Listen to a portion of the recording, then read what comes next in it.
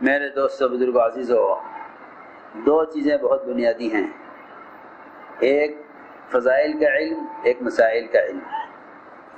اگر فضائل کا علم نہیں تو بڑے بڑے اجر کے موقعوں کو آدمی ضائع کر دے گا، اور اگر مسائل کا علم نہیں تو بڑی بڑی محنتیں اور کوششیں وہ عذاب کا اور پکڑ کا ذریعہ بن جائیں گی، اس لیے کہ علم کے نہ ہونے سے عمل بدعت بن جاتا ہے،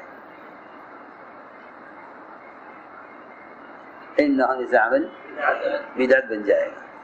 اپنے اعمال کو سنت اور قبولیت پر لانے کے لیے علم لازم ہے۔ جتنی امت کے اندر بدعات ہیں وہ جہالت کی وجہ سے ہیں۔ دوسری بات یہ ہے کہ ہر شخص دین کو بھی رواج پر لانا چاہتا ہے کہ جو رواج میں ہو رہا ہے وہ کرو، چاہے وہ رواجی عمل دین سے متعلق ہو یا دنیا سے متعلق ہو۔ جس طرح دنیا کا نظام رواج پر چل رہا ہے، اس طرح دین کا نظام بھی رواج پر چل رہا ہے۔ لوگ بڑی بڑی محنتیں، کوششیں اور بڑی بڑی عبادتیں یہ سوچ کر کرتے ہیں کہ اس پر ہمیں اجر ملے گا، حالانکہ اجر کے ملنے کے لیے دو شرطیں ہیں، ایک علم، دوسرے احتساب۔ اگر مسائل کا علم نہیں تو تکان اور مشقت کے سوا اور کچھ نہیں ہے، کیونکہ علم کے بغیر کوئی عمل مجاہدہ نہیں بنے گا، علم کے بغیر کوئی عمل مجاہدہ نہیں بنے گا، ساری عبادات مشقت ہو کر رہ جائیں گی اگر مسائل کا علم نہیں ہے۔ اس لیے دو چیزیں سامنے رکھو، یہ نہ دیکھو لوگ کیا کر رہے ہیں، یہ دیکھو کہ محمد صلی اللہ علیہ وسلم نے اس موقع پر کیا کیا ہے۔ تو میں نے عرض کیا کہ بڑے بڑے قبولیت کے اور بڑے اجور کے مواقع مسلمان ضائع کر رہا ہے احتساب نہ ہونے کی وجہ سے۔ اس لیے فضائل کا استحضار اور فضائل کا دھیان ہر لمحہ ضروری ہے۔ مسلمان یہ سمجھتے ہیں کہ جس طرح غیروں کو تہوار دیے گئے ہیں اور وہ ان تہوار میں خوشیاں مناتے ہیں، اس طرح ہمیں بھی عبادات کے مواقع تہوار دیے گئے ہیں، حالانکہ مسلمان کے عبادات کے مواقع غیروں کے تہواروں کے مقابلے میں دیے گئے ہیں اور بدلے میں دیے گئے ہیں۔ عیدین یہ مسلمانوں کو جو ملی ہیں یہ غیروں کے اور مشرکین کے تہوار کے بدلے میں دی گئی ہیں۔ صحابہ نے عرض کیا کہ ہم اس طرح خوشیاں منایا کرتے تھے زمانہ جاہلیت میں، آپ نے فرمایا کہ اللہ نے تمہیں اس کے بدلے میں عیدین عطا فرمائی ہیں، اللہ نے اس کے بدلے میں تمہیں عیدین عطا فرمائی ہیں۔ لوگ عیدین کی راتیں بازاروں میں گزارتے ہیں اور نصف شعبان کی رات وہ بھی چلنے پھرنے ادھر ادھر ناچ گانوں میں گزار دیتے ہیں، یہ سمجھ کر کہ مسلمان کو ایک تہوار ملا ہے۔ نہیں، مسلمان کو تو عبادت کے مواقع دیے گئے ہیں۔ تو میں نے عرض کیا کہ اگر احتساب نہ ہو تو عمل کا موقع ضائع ہو جائے گا، اور اگر علم نہ ہو تو عمل بدعت بن جائے گا۔ ساری بدعات اس لیے ہیں کیونکہ دین کی بنیاد نقل پر نہیں ہے، حکم پر ہے۔ دین کی بنیاد نقل پر نہیں بلکہ حکم پر ہے۔ کہ حکم کیا ہے یہ دیکھو، یہ نہ دیکھو سب کیا کر رہے ہیں۔ لوگ ہم سے کہیں گے جو ہم کر رہے وہ تم کیوں نہیں کر رہے، اس لیے لوگ غلط کرنے والوں کے ساتھ غلط کر بیٹھتے ہیں۔ یہ رات عبادت کی رات ہے، اول تو یہ پورا مہینہ ہی سب سے زیادہ روزوں کا مہینہ ہے۔ حضور اکرم صلی اللہ علیہ وسلم رمضان کے علاوہ نفلی روزے پورے سال میں سب سے زیادہ شعبان میں رکھتے تھے کہ رمضان کے استقبال شعبان کے روزوں سے کرتے تھے. آپ روزے رکھتے رکھتے رکھتے رکھتے رمضان میں داخل ہو جاتے، کیونکہ جو رمضان کے فرض روزے کا استقبال نفلی روزوں سے کرے گا، جو رمضان کے فرض روزوں کا استقبال نفلی روزوں سے کرے گا، اس کے فرض روزوں میں کمال پیدا ہوگا، کیونکہ نوافل فرائض کی تکمیل کے لیے ہیں، اور کسی چیز کا استقبال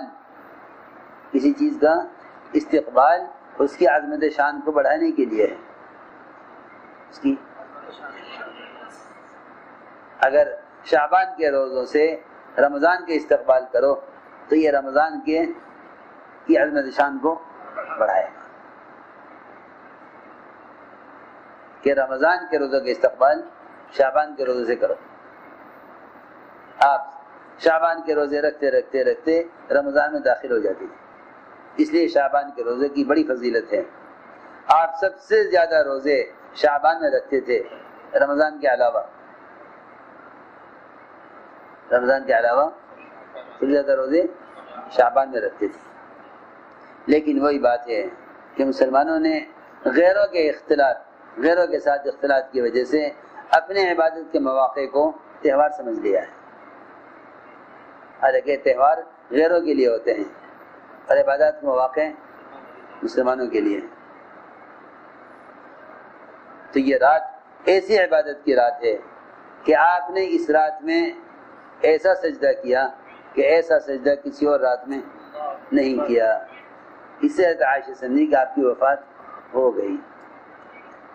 حضرت عائشہ کا یہ سمجھنا کہ آپ کی وفات ہو گئی، اس سے معلوم ہوتا ہے کہ اگر ایسے سجدہ آپ کرتے رہتے تو حضرت عائشہ یہ نہ سمجھتی کہ آپ کی وفات ہو گئی. اتنا لمبا سجدہ حضرت عائشہ کے دیکھنے کا پہلا ہی موقع تھا. حضرت عائشہ سمجھی کہ آپ کی وفات ہو گئی. یہ سجدے کا علم تو جب ہوا جب حضرت عائشہ نے آپ کو حجرے میں تلاش کیا، ورنہ رات میں اتنا غائب رہنا کہ رات کا اکثر حصہ گزر جائے. اس حضرت عائشہ کا خیال ہوا کہ آپ دوسرے ازواج کے پاس چلے گئے. آپ نے میرے ساتھ ناانصافی کی یا میرے ساتھ دھوکہ کیا کہ آپ میری باری میں دوسری کے پاس چلے گئے. اس خیال حضرت عائشہ اٹھی. اے عائشہ، کیا تیرا خیال یہ ہے کہ میں نے تیرے ساتھ یہ خیانت کی ہوگی؟ یہ خبر ہے کون سی رات ہے؟ اتنا لمبا آپ غائب رہے عائشہ سے کہ عائشہ سمجھی کہ آپ گھر میں نہیں ہیں. ٹٹولا تو آپ کو سجدے میں پایا، تو سجدے میں پایا تو اتنا لمبا سجدہ کہ عائشہ کو کہ آپ کا وفات ہو گئی. حضرت عائشہ رضی اللہ عنہ نے آپ کا انگوٹھا ہلایا. آپ سمجھ گئے کہ عائشہ میرا انگوٹھا اس لیے ہلا رہی ہے تاکہ معلوم ہو جائے کہ میں زندہ ہوں یا مر گیا.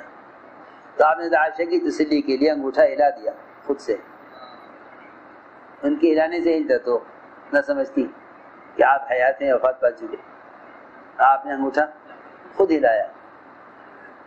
آپ حضرت عائشہ سمجھ گئیں کہ آپ حیات ہیں. اس لیے دوستو عزیزو، سب سے ہی درخواست ہے، اول تو اللہ کے راستے کے خروج کے ساتھ روزہ رکھا کرو. یہ بڑی خیروں کو جمع کرنے کا موقع ہے. لیکن اگر کسی میں ہمت نہ ہو تو اللہ کے راستے کی خروج اور نقل و حرکت میں تاخیر نہ کرے. یہ نہ کہے جماعت میں کل چلا جاؤں گا آج روزہ رکھ لوں، جماعت میں کل چلا جاؤں گا آج روزہ رکھ لوں. یہ نہ سوچنا، کیونکہ صحابہ کرام رمضان کے فرض روزے بھی چھوڑ دیا کرتے تھے اللہ کے راستے میں نکلنے کی وجہ سے، لیکن نکلنے میں تاخیر میں خروج میں تاخیر نہیں کرتے تھے. یہ تو ہو سکتا ہے کہ رمضان کے روزے چھوڑ دے سفر میں، لیکن یہ نہیں ہو سکتا کہ رمضان میں اللہ کے راستے کو خروج چھوڑ دے. سمجھے نہیں؟ یہ تو ہو سکتا ہے کہ خروج کی وجہ سے رمضان کے روزے چھوڑ دے، بعد میں قضا کر لے، لیکن یہ نہیں ہو سکتا کہ رمضان کی وجہ سے اللہ کے راستے کا خروج چھوڑ دے۔ تو جب فرض روزے کے لیے یہ بات ہے تو نفل روزے کے لیے اللہ کے راستے کا خروج کیسے چھوڑ سکتا ہے؟ سوچو۔ اس لیے روزہ رکھو، بڑی اچھی بات ہے، لیکن اللہ کے راستے کی نقل و حرکت میں اور اعمال میں کمی نہ آئے، تو دونوں خیریں جمع ہو جائیں گی، روزہ بھی اور اللہ کا راستہ بھی۔ صحابہ کے قصے پڑھو کہ اللہ کے راستے میں روزے کی حالت میں اکرمہ بن ابی جہل اللہ کے راستے میں روزے کی حالت میں پانی منگوایا، پانی لایا گیا، اتنے پانی قریب پہنچا تو وہ وفات پا چکے تھے، روزے کی حالت میں اللہ کے راستے میں وفات پا چکے تھے، پانی پہنچنے سے پہلے وفات ہو گئی۔ فرماتے ہیں اسامہ بن زید رضی اللہ عنہما، میں نے عرض کیا کہ یا رسول اللہ، میں نے آپ کو کسی مہینے میں اتنے روزے رکھتے ہوئے نہیں دیکھا جتنے روزے آپ شعبان میں رکھتے ہیں۔ فرمایا یہ ایک ایسا مہینہ ہے کہ لوگ اس مہینے کی فضیلت سے اور اس مہینے کی حقیقت سے غافل ہیں۔ یہ شعبان ہے، رجب اور رمضان کے درمیان کا مہینہ، یہ وہ مہینہ ہے جس میں اعمال، پورے سال کے اعمال اللہ کی طرف اٹھائے جاتے ہیں۔ آپ نے فرمایا میرا دل یہ چاہتا ہے کہ میرا عمل اللہ کے یہاں پیش کیا جائے تو میں روزے کی حالت میں ہوں۔ یہ وہ مہینہ ہے جس میں سارے اعمال اللہ تعالیٰ کے یہاں پیش کیے جاتے ہیں۔ فرماتے ہیں انس بن مالک رضی اللہ تعالیٰ عنہ کہ جناب رسول اللہ صلی اللہ علیہ وسلم روزہ رکھتے رہتے یہاں تک کہ ہم یہ اپنے جی میں سوچتے کہ آپ پورے سال روزے رکھیں گے، پھر آپ روزے چھوڑنے شروع کرتے، نفلی روزے، یہاں تک کہ ہم یہ کہتے کہ اب آپ پورے سال روزہ نہیں رکھیں گے، اور سب سے زیادہ روزہ آپ کو شعبان کے مہینے کا محبوب تھا۔ پوچھا گیا حضور اکرم صلی اللہ علیہ وسلم سے کہ رمضان کے بعد سب سے افضل روزہ کس مہینے کا ہے؟ آپ نے فرمایا شعبان کے روزے افضل ہیں رمضان کی تعظیم کے لیے۔ یہ میں نے عرض کیا تھا نا، یہ رمضان کی عظمت شان کو بڑھانے کے لیے شعبان کے نفلی روزوں سے رمضان کا استقبال کرو۔ پوچھا گیا کہ سب سے افضل صدقہ کون سا ہے؟ فرمایا کہ جو رمضان میں دیا جائے۔ فرماتی عائشہ رضی اللہ تعالی عنہ کہ جناب رسول اللہ صلی اللہ علیہ وسلم پورے ہی شعبان روزے رکھتے۔ میں نے عرض کیا کہ آپ کو شعبان کے روزے زیادہ محبوب ہیں؟ فرمایا کہ اللہ رب العزت اس مہینے میں پورے سال میں جتنی اموات ہونی ہیں ان سب کو اللہ تعالیٰ لکھ دیتے ہیں۔ آپ نے فرمایا کہ میرا دل یہ چاہتا ہے کہ میری موت کا سال لکھا جائے اس حال میں کہ میں روزے سے ہوں، کہ میری موت لکھی جائے روزے کی حالت میں۔ فرماتی ہیں عائشہ رضی اللہ تعالی عنہ کہ آپ کو سب سے زیادہ محبوب تھے شعبان کے روزے، پھر آپ روزے رکھتے رکھتے رمضان تک اس کو ملا دیا کرتے تھے۔ ایک روایت میں ہے، فرماتی ہیں عائشہ رضی اللہ تعالی عنہ کہ جناب رسول اللہ صلی اللہ علیہ وسلم سب سے زیادہ نفل روزے شعبان میں رکھتے تھے، بلکہ پورے ہی شعبان روزے رکھتے، اور پھر یہ فرماتے کہ تم اتنا عمل کرو جتنی تم میں طاقت ہو۔ کیا مطلب ہے اس کا؟ آپ نے فرمایا کہ میرا رب مجھے کھلاتا بھی ہے پلاتا بھی ہے، حالانکہ اللہ سب کو کھلاتے پلاتے ہیں، مگر آپ کے کھانے پینے کی نوعیت امت سے مختلف ہے۔ اور یہ بھی آپ نے فرمایا کہ میں تم سے زیادہ طاقت رکھتا ہوں، اس لیے فرمایا کہ ہر چیز میں نقل نہ کرنا، اتنا کام کرو جتنی تم میں طاقت ہو، کیونکہ اللہ رب العزت اجر دینے سے نہیں اکتائیں گے، تم عمل سے اکتا جاؤ گے۔ اور سب سے پسندیدہ نماز آپ کو وہ تھی نوافل میں جس پر آپ مداومت اختیار فرمائیں اگرچہ وہ کمی کیوں نہ ہو. جب آپ کسی نماز کا اہتمام فرماتے تو آپ اس کو مسلسل کرتے. فرماتے ہیں معاذ بن جبل رضی اللہ تعالی عنہ کہ جناب رسول اللہ صلی اللہ علیہ وسلم نے فرمایا کہ اللہ رب العزت اپنی تمام مخلوق کی طرف توجہ خاص فرماتے ہیں اس رات میں، شعبان کی نصف رات میں، اور اپنی ساری مخلوق کو معاف فرما دیتے ہیں سوائے مشرک اور ایک وہ شخص، غور سے سننا، ایک وہ شخص جو لوگوں کے درمیان عداوت اور دشمنی پیدا کرنے کی کوشش میں لگا ہوا ہو، اس کی اس رات میں مغفرت نہیں. انتہائی محروم ہے وہ شخص. اتنا جرم کافی ہے کہ آپ دو کے درمیان صلح نہ کرائیں، لیکن دو کے درمیان لڑائی کرانا یہ اتنا بڑا جرم ہے کہ اس رات میں جبکہ مغفرت کا عام اعلان ہوتا ہے، اس رات میں اللہ تعالیٰ اس کی مغفرت بھی نہیں کرتے. لوگوں کے درمیان عداوت یا نفرت، یہ لڑائی پیدا کرانے کی کوشش کرے. فرماتی ہیں عائشہ رضی اللہ تعالی عنہ کہ جناب رسول اللہ صلی اللہ علیہ وسلم نے فرمایا کہ میرے پاس جبرائیل آئے اور یہ فرمایا، جبرائیل نے عرض کیا کہ یہ رات نصف شعبان کی رات ہے اور اس رات میں اللہ تعالی کی طرف سے بے شمار لوگوں کو جہنم سے آزاد کیا جاتا ہے. یہ مثال کہ سب سے بڑے ریوڑ بکریوں کے ہوتے تھے بنو کلب کے، سب سے زیادہ بکریاں ان کی بکریوں کے بالوں کے بقدر جہنم سے آزاد کیے جاتے ہیں. یہ مثال تکثیر کے لیے ہے نہ کہ تحدید کے لیے. یہ تکثیر کے لیے ہے، یعنی اتنے زیادہ عتقاء ہوتے ہیں جہنم سے آزاد ہونے والے جتنے بنو کلب کی بکریوں کے بال.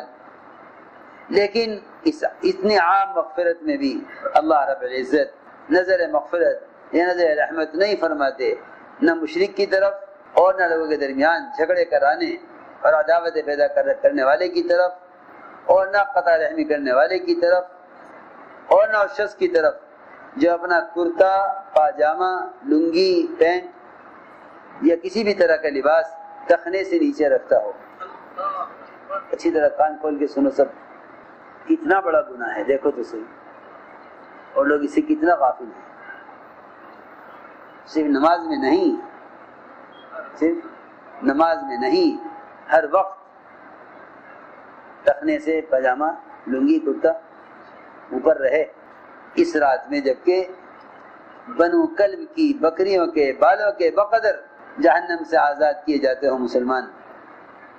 اس وقت اس رات میں بھی اللہ رب العزت مشرک کی طرف اور مشاہین کی طرف، جو لوگوں کے درمیان عداوتیں جھگڑے پیدا کرانے والے اور قطع رحمی کرنے والے کی طرف، اور لنگی یا پاجامہ یا کرتا یا کوئی بھی لباس ٹخنے سے نیچے لٹکانے والے کی طرف اللہ نظر مغفرت نہیں فرماتے.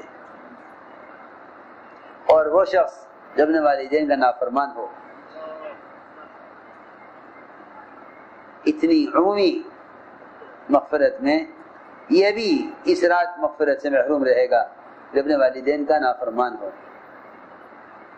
اس لیے اگر خدا نہ کرے اس مجلس میں کوئی ایسا ہے تو وہ فوراً اپنے والدین کو منا لے. اور وہ شخص جو شراب کا عادی ہو اس کی بھی اس رات مغفرت نہیں ہوتی، کیونکہ شراب کا عادی اور زنا کا عادی بت پرست کی طرح ہے،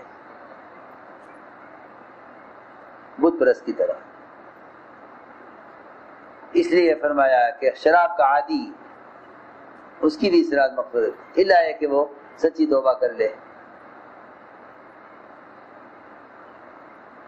عبداللہ بن عامر فرماتے ہیں کہ جناب رسول اللہ صلی اللہ علیہ وسلم نے فرمایا کہ اللہ رب العزت اس رات میں اپنی مخلوق کی طرف توجہ خاص فرماتے ہیں اور سب کی مغفرت فرما دیتے ہیں سوائے دو کے، ایک کسی کو ناحق قتل کرنے والا اور ایک لوگوں کے درمیان عداوتیں اور دشمنی بھڑکانے والا۔ فرماتی ہیں عائشہ رضی اللہ تعالی عنہ کہ جناب رسول اللہ صلی اللہ علیہ وسلم رات کو اٹھے اور آپ نے رات کو عبادت کی اور اتنا لمبا سجدہ کیا کہ مجھے یقین ہو گیا کہ آپ کی وفات ہو گئی۔ سنو دھیان سے، یہ مجھے یقین ہوا کہ آپ کی وفات ہو گئی۔ چنانچہ جب میں نے یہ دیکھا تو میں اٹھی اور میں نے آپ کے انگوٹھے کو حرکت دی، چنانچہ آپ کا انگوٹھا ہلنے لگا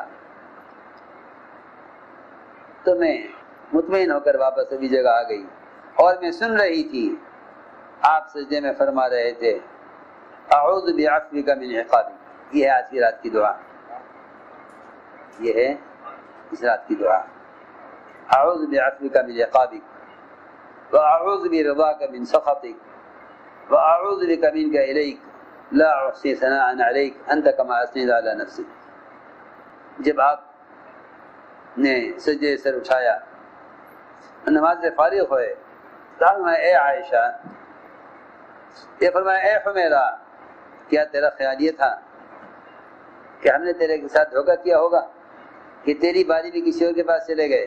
میں نے کہا نہیں خدا کی قسم، ایسی بات نہیں ہے، لیکن مجھے یہ خیال ہوا کہ آپ کی سجدے میں وفات ہو گئی ہے۔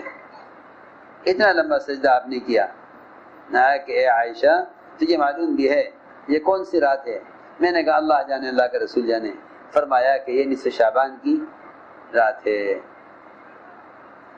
اللہ رب العزت کی طرف سے اعلان عام ہوتا ہے اور اللہ رب العزت اپنے بندوں کی طرف توجہ خاص فرماتے ہیں۔ اس رات میں ہر مغفرت چاہنے والے کی مغفرت کی جاتی ہے اور ہر اللہ سے رحم چاہنے والے پر رحم کیا جاتا ہے، لیکن جن کے دلوں میں کینہ ہے، جن کے دلوں میں کینہ ہے، جن کے دلوں میں کھپٹ ہے کہ وہ اس رات بھی ان کو اس رحم سے اور مغفرت سے پیچھے کر دیا جاتا ہے۔ فرمایا رضی اللہ عنہ سے روایت ہے کہ فرمایا حضور اکرم صلی اللہ علیہ وسلم نے کہ جب نصف شعبان کی رات ہو تو اس رات میں عبادت کیا کرو، اس دن کا روزہ رکھا کرو، اس لیے کہ اللہ رب العزت اپنے بندوں کی طرف توجہ خاص فرماتے ہیں اور قرب خاص ہوتا ہے، یعنی آسمان دنیا تک اللہ رب العزت کی توجہ خاص اور رحمت آ جاتی ہے۔ اللہ فرماتے ہیں ارے ہے کوئی مغفرت چاہنے والا اس رات میں کہ میں اس کی مغفرت کروں، ارے ہے کوئی رزق چاہنے والا کہ میں اس کو رزق دوں، ارے ہے کوئی پریشان حال کہ میں اس کو پریشانی سے نجات دوں، ارے کوئی ہے کوئی حاجت والا، ارے کوئی ہے کچھ چاہنے والا۔